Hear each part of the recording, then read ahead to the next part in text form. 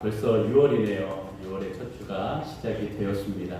우리 하나님께서 우리 1월부터 또 우리 2022년도 인도하시고 지금까지 함께 해주심에 감사를 드립니다. 늘 감사하는 마음으로 주님 앞에 서는 저와 여러분들이 되기를 소망합니다. 저는 오늘 요나서를 이제 좀 마무리하려고 합니다. 영적 잠에서 깨어나라, 이런 주제로 우리 이제 5번에 걸쳐서 우리 요나서를 말씀을 하고 있습니다.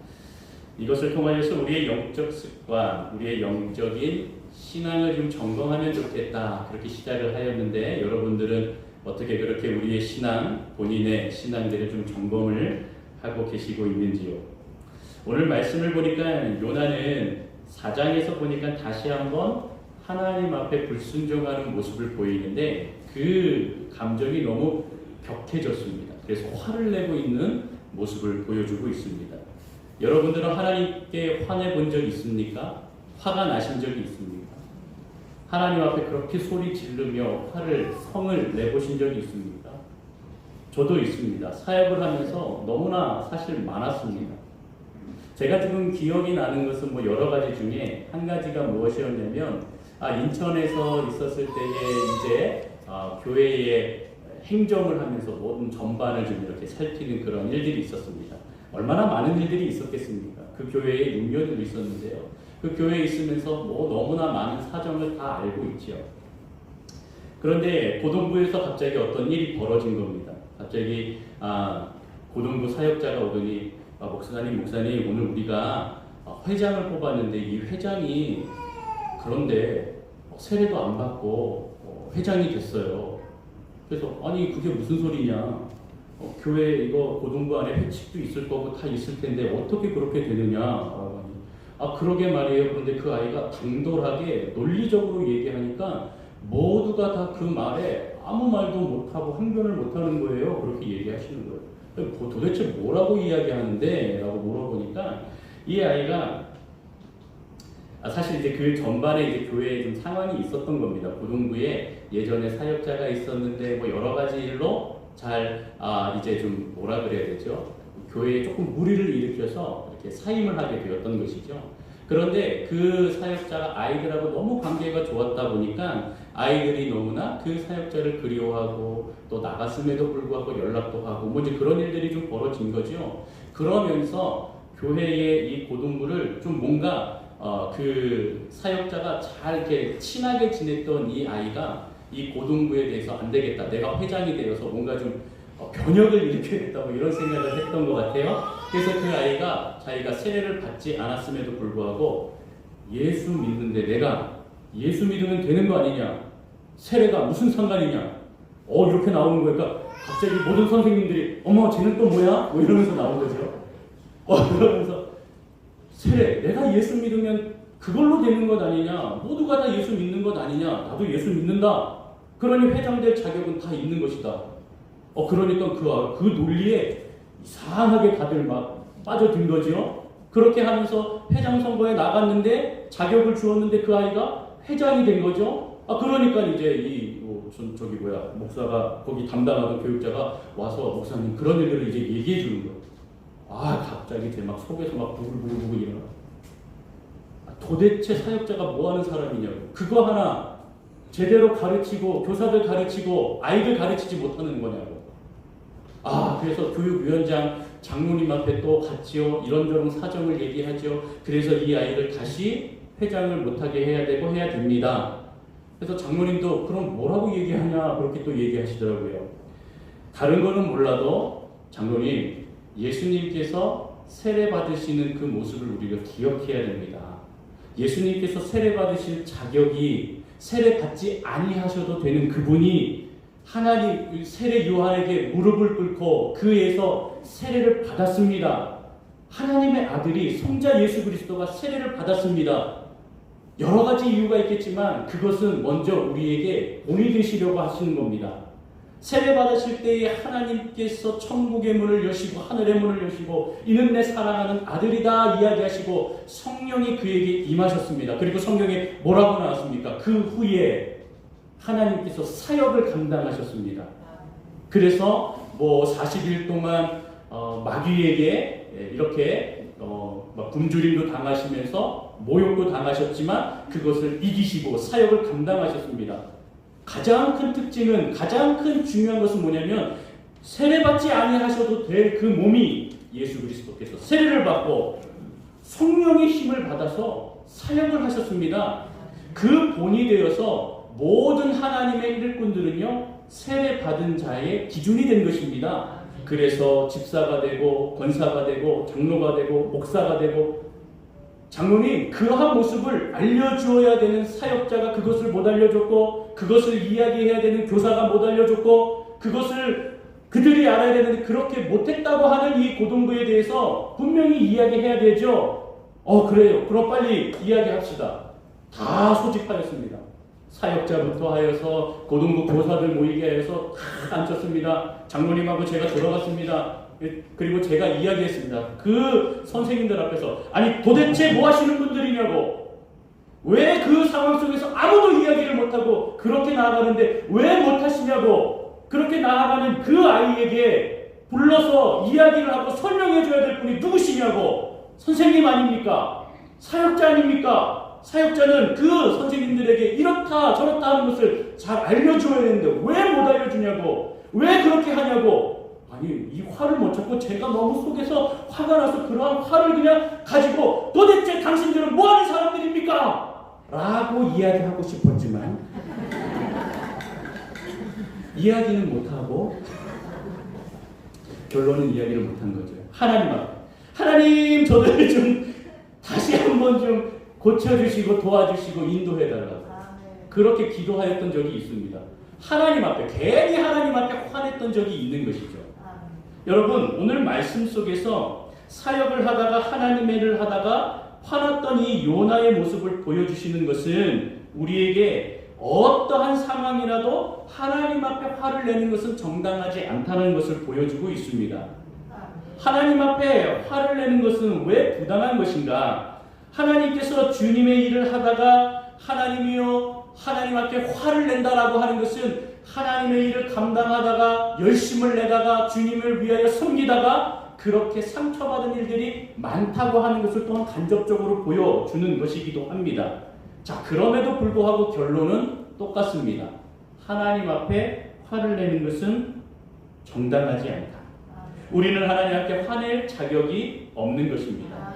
하나님 앞에 화를 내고 섭섭한 마음을 표현하는 그 요소들이 하나님 앞에 불순종하는 그런 요소들이 많이 있기 때문이라는 것입니다. 그 결과 하나님 앞에 낯을 피하게 합니다. 사람들이 하나님의 낯을 피하는 그 이유는 두 가지가 있습니다.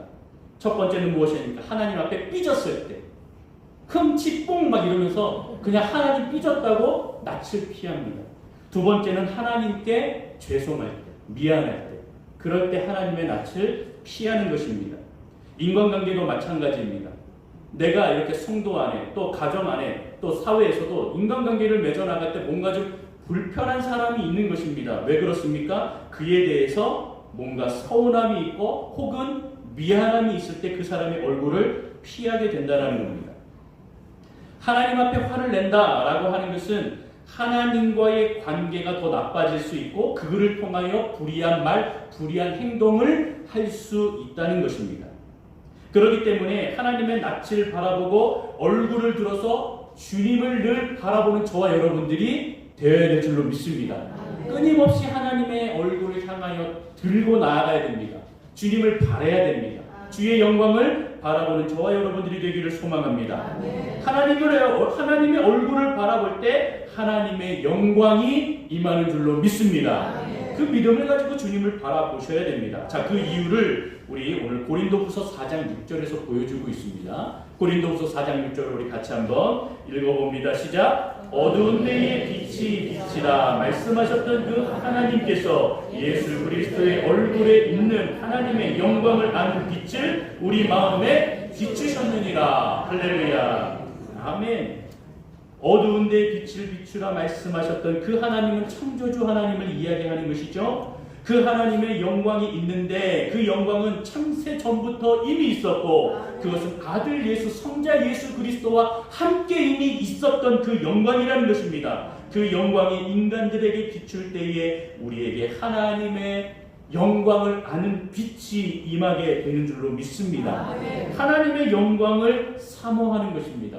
그러기에 주님을 바라보는 것은 하나님의 영광을 우리가 하나님의 영광이 임하는 것이고 그 빛을 보는 것입니다. 그러기에 절대 낯을 피하는 것은 문제가 있는 것이죠. 하나님의 영광을 볼 수 있는 것에 감사하는 저와 여러분들이 되기를 소망합니다. 하나님의 낯을 피하는 것은요, 하나님의 영광을 포기하는 것과 같다 하는 것입니다. 하나님의 낯을 사모하는 것은 그 영광을 보는 것입니다. 오늘 이것이 이 불순종의 문제를 해결하는 열쇠입니다. 하나님의 영광을 보는 것, 하나님의 낯을 피하지 않고 주님을 바라보는 것, 이것이 우리 불순종, 우리 마음에 있는 연약함, 우리가 하나님의 낯을 피하는 이러한 모든 문제를 해결하는 것입니다. 여러분, 불순종은 그러나 쓴뿌리예요. 잡초예요. 이렇게 쉽게 제거되지가 않습니다. 여러분께서 부흥회나 또 우리 청년들이나 우리 학생들은 수련회 갔을 때에 은혜를 받습니다. 은혜를 받고 주님과 영원히 살겠습니다. 주님의 은혜 아래 살겠습니다. 이 은혜를 받고 내려오고 집으로 오는데 여러분 보십시오.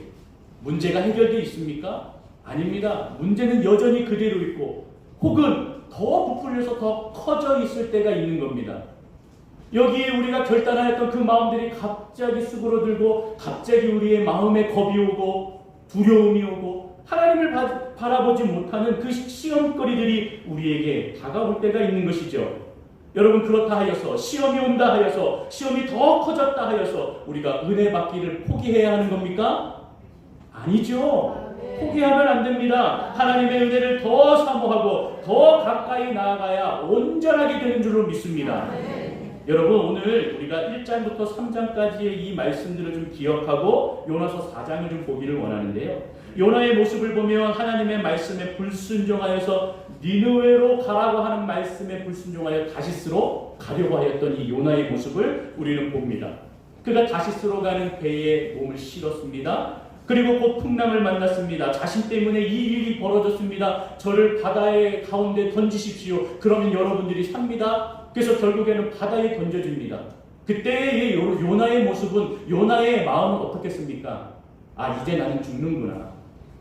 내가 죽는 거야. 다시 살 거라는 생각은 추워도 안 했을 겁니다. 그런데 바다에 빠지게 되니 어떻게 하였습니까? 하나님께서 예비하신 큰 물고기가 그의 생명을 구합니다. 그렇게 얻어진 두 번째 기회를 통하여서 사명을 다시 받고 니느웨로 향하여 나아갔습니다. 그리고 말씀을 전하였습니다. 그 결과가 어땠습니까? 니느웨의 왕과 백성들이 다 하나님 앞에 무릎을 꿇고 회개하는 역사가 일어났습니다. 그리고 하나님께서는 니느웨에게 향하여 그 벌하시려고 하는 그 모든 화와 그 모든 멸망의 길을 거두어 주셨습니다. 여러분, 그러면 요나의 사역은 뭐한 겁니까? 성공한 거잖아요. 성공했잖아요. 그렇죠. 그런데 오늘 4장을 보니까 어떻게 됩니까? 다시금 하나님 앞에 불순종합니다. 화를 내기까지 합니다. 이 불순종의 뿌리가 여러분 얼마나 질긴지 보십시오. 우리가 회개하고 나아가도 계속 이 불순종의 씨앗은 우리 마음에 있어서 계속 우리를 괴롭힙니다. 하나님의 말씀에 자꾸 거부하게 만들기도 합니다. 화를 내면 우리 마음속에 그러한 모습 가운데에 하나님의 말씀에 또 귀를 기울이지 않게도 합니다. 그래서 여러분, 순종하는 것은 어찌 보면 기적과도 같은 겁니다. 하나님 말씀 앞에 나아간다는 것은요, 정말 은혜가 아니고서는, 그런 하나님의 기적적인 은혜가 아니고서는 이루어질 수가 없는 겁니다. 그렇기 때문에 이 순종도 믿는 자들을 향하여 하나님의 특별한 관심과 사랑이라는 것을 잊지 마시기를 바랍니다. 순종은 내 힘과 노력으로 되는 것이 아닙니다. 그래서 로마서와 에베소서를 보면은요, 구원, 은혜, 믿음, 이 모든 것은 하나님의 선물이라고 말해주고 있는 것입니다. 오늘 우리가 이 요나서를 보면서 인간은 불순종하는 연약한 존재다라는 그 사실, 그리고 이것과 더불어서 그 요나가 바로 나다라는 겁니다. 요나가 나라는 그 사실을 잊지 마십시오. 아멘. 이 요나서를 보면서 나를 생각하십시오. 아멘. 요나가 나구나. 하나님이 나를 통하여서, 이 요나를 통하여서 나에게 말씀하시는구나. 이것을 잊지 마시기를 바랍니다. 아멘. 그래서 이러한 요나에게 하나님께서 개입이 일어납니다. 그래서 여러분, 우리가 1장부터 3장까지 보았을 때 하나님께서는 어떻게 개입하셨습니까? 3번의 개입을 하셨습니다. 첫 번째 1장 1절을 보면 말씀으로 개입하십니다.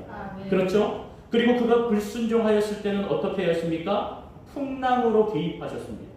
그의 가는 길을 다시 돌리셨다라는 겁니다. 그리고 세 번째로는 어떠한 개입입니까? 물고기를 주셔서 그의 생명을 살리시는 개입이 일어났습니다. 여러분, 이렇게 하나님의 개입이 우리 삶에 일어나기를 주님께서 날마다 우리 삶에 개입하셔서 내가 주님을 바라볼 수 있도록 순종하지 않고 불순종하는 나를, 연약한 나를 주님이 개입하여 주셔서 날마다 주님을 바라볼 수 있도록, 주님을 의지할 수 있도록 주님 나와 함께 해 주옵소서, 개입하여 주옵소서, 이렇게 고백하며 나아가는 저와 여러분들이 되기를 소망합니다. 하나님께서는 말씀으로 개입하셨습니다. 때로는 풍랑의 어려움으로 개입하셨습니다.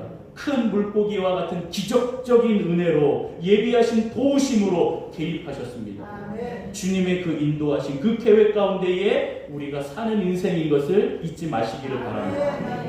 그런데 여러분, 제일 중요한 개입은 무엇입니까? 말씀의 개입입니다. 첫 번째, 말씀으로 개입해 주신 겁니다. 그래서 요나가 물고기 뱃속에서 두 번째 말씀이 임하여 그 주님 앞에 순종하며 나아갔던 그 모습을 우리는 기억해야 됩니다. 그래서 요나는 다시금 니느웨로 향할 수가 있었던 겁니다. 자, 그래서 그의 사명을 이룹니다. 그런데 오늘 4장에 들어오면서 요나는 또 하나님 앞에 불순종하는 겁니다. 요나는 니느웨 백성들이 하나님의 말씀에 회개하고 나니 그 모습이 싫었던 겁니다. 1절에 요나가 매우 싫어하고 성내며 이렇게 시작하고 있죠. 요나가 예상했던 그 시나리오가 다 이루어진 거예요. 저들이 회개하면 어떻게 하지요? 내 마음이 속상할 것 같은데, 근데 진짜 회개하였던 겁니다. 그게 싫었던 거죠. 그리고 그 마음에 화가 일어났던 겁니다. 그 이유는 전에도 이야기했지만 니느웨는 자신의 조국의 원수입니다. 그 원수이기 때문에 그 원수가 회개하고 돌아오는 그 꼴을 보는 게 싫었다라는 것입니다.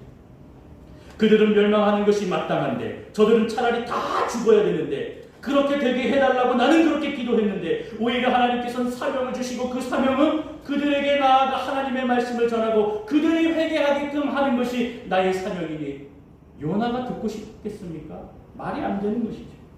그런데 회개하고 하나님의 은혜를 입고 니느웨 백성들은, 그 왕들은 주님 앞에 서게 되었습니다. 여러분, 하나님은 그 회개의 소망을 보시고 그들에게 멸망의 손길을 거두셨습니다. 요나에게는 그 모든 것이 싫었습니다. 하나님이 그들을 사랑하는 것도 싫었고 그들이 회개하고 무릎 꿇고 나아가는 그 모습도 마음으로 너무나 싫었습니다. 결과는, 사역의 결과는 성공이었지만 그 요나의 마음 가운데는 편치가 않았습니다. 화가 났습니다. 그래서 여러분, 오늘 하나님께서는 그에게 개입하십니다. 또다시 개입하시는데 1장부터 3장에 임하였던 개입과는 좀 다릅니다. 하나님께서 뭐라고 얘기하시냐면, 요나야, 나랑 좀 얘기 좀 할래?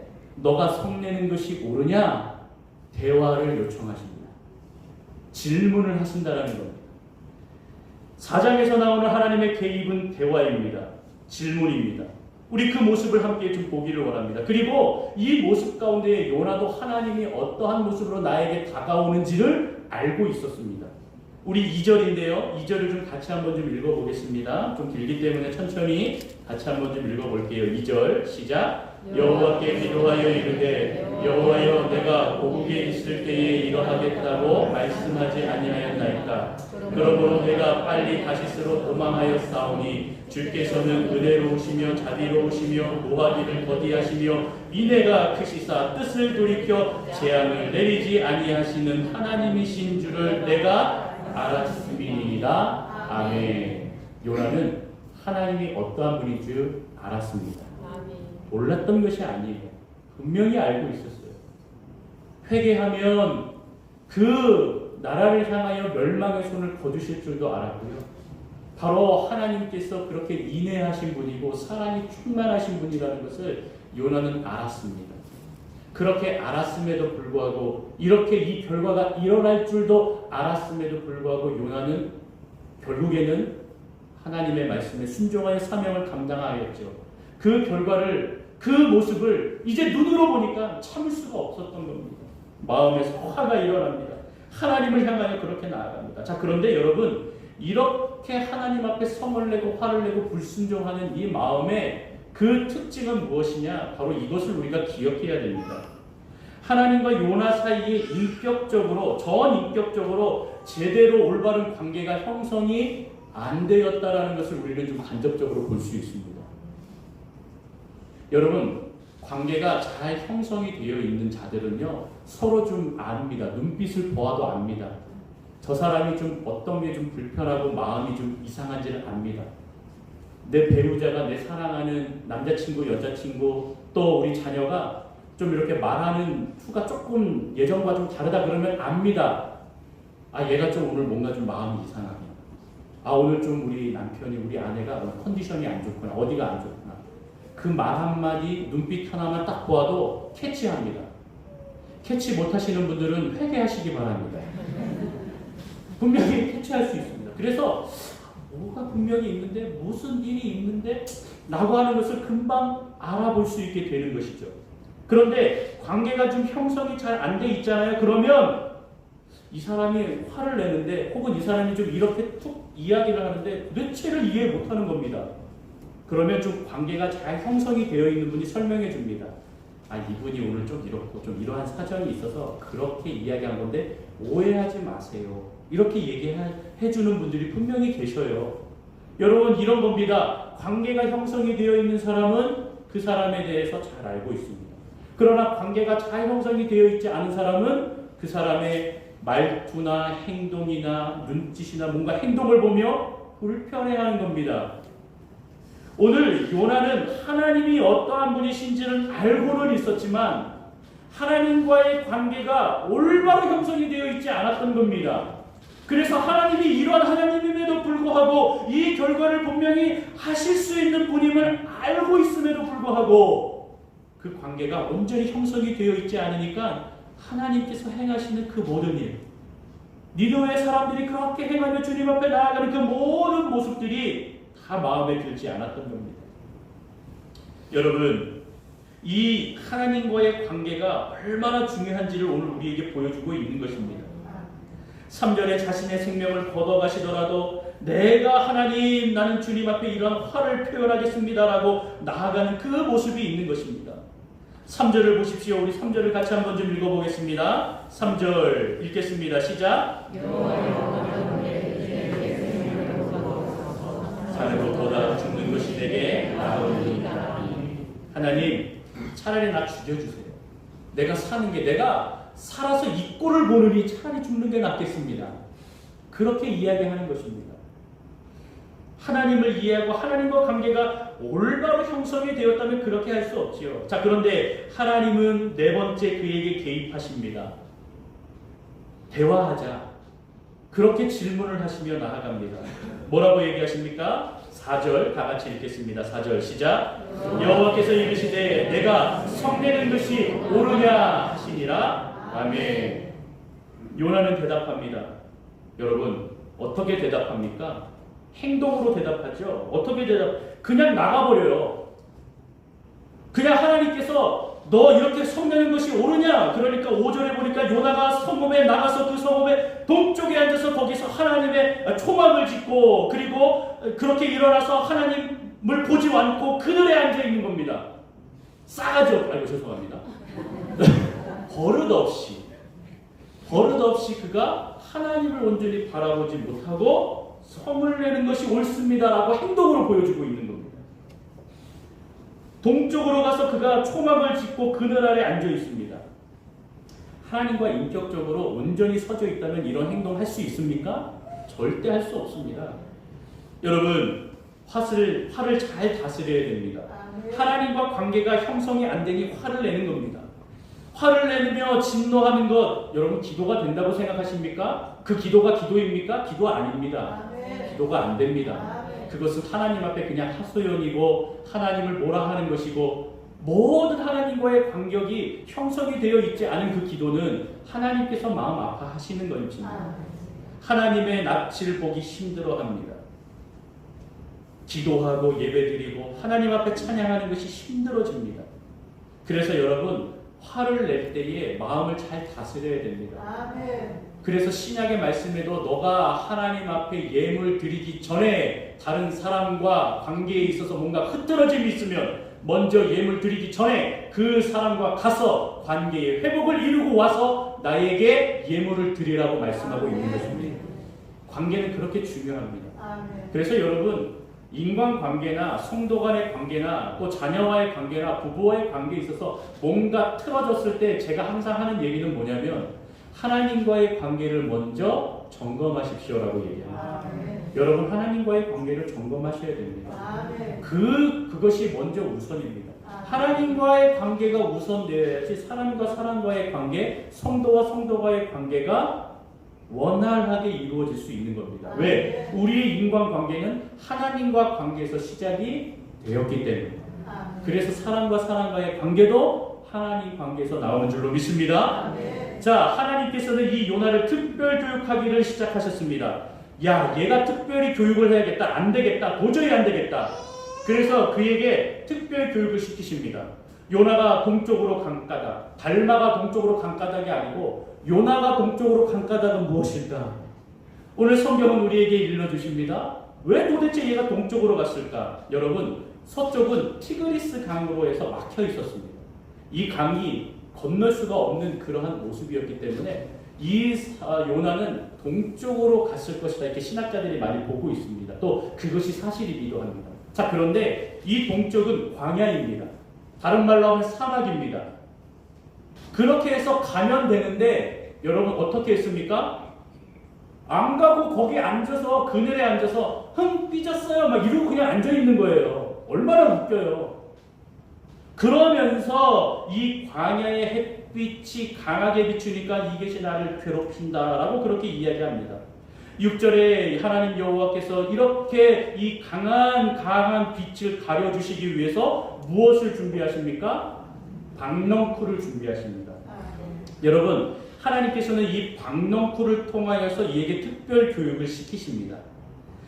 강하고 이렇게 강한 햇빛을 피하게 만들어주시는 이 박넝쿨을 통하여서 요나는 기뻐합니다. 왜? 그늘이 형성되고 그늘이 만들어지니까 야, 내가 이렇게 피할 수가 있구나 하면서 기뻐합니다.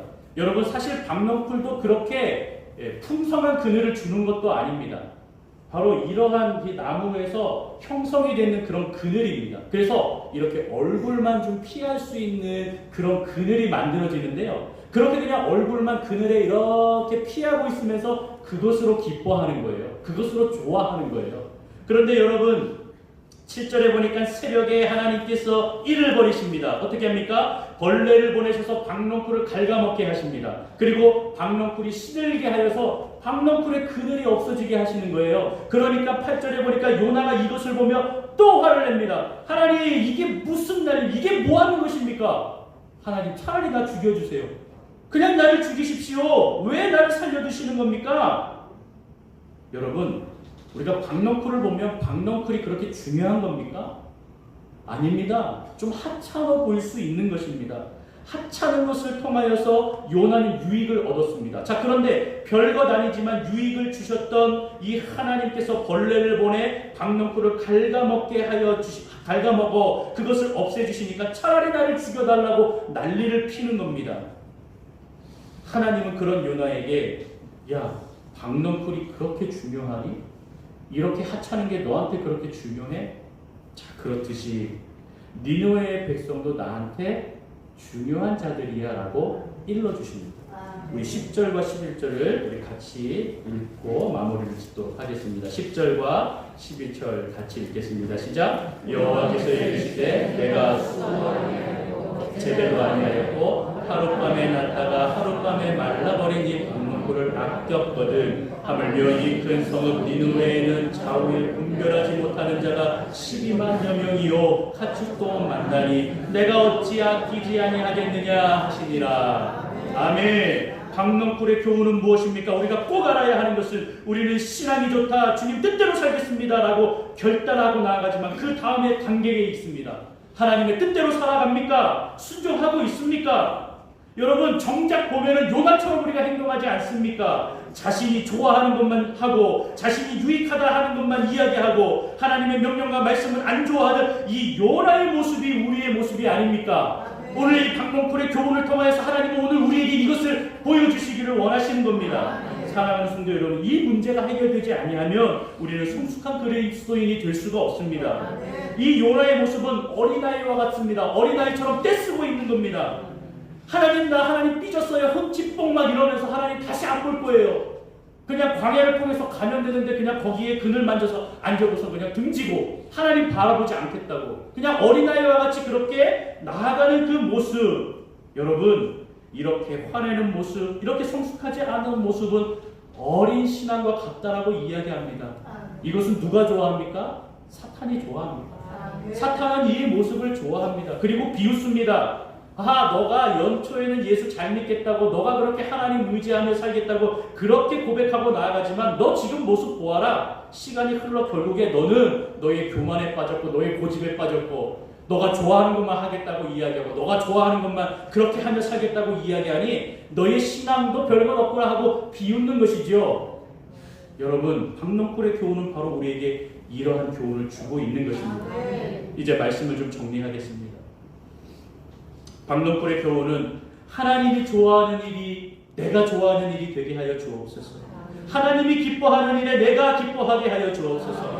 하나님이 원하시는 일에 내가 원하는 일이 되게 하여 주옵소서. 이것이 박농쿨의 교훈임을 저는 확신합니다. 여러분도 확신하시기를 바랍니다. 하나님보다 더 사랑하는 것 있게 하면 내려놓기를 바랍니다. 하나님이 기뻐하시는 일이 무엇일까? 내가 하나님의 어떤 일에 순종을 해야 하는가? 내가 그 하나님의 일과 나의 순종이 일치하려면 어떻게 해야 됩니까? 이 요나서 전체에 흐르는 영적인 잠에서 깨어나는 저와 여러분들이 되기를 소망합니다. 여러분, 이미 요나는 깨어났습니다. 자기 앞에 제비뽑기를 하면서 자기가 걸렸을 때에 이미 영적으로 깨어났습니다. 그런데 결과는 무엇이었습니까? 오늘도 말씀 속에서 불순종하고 있는 것 아닙니까?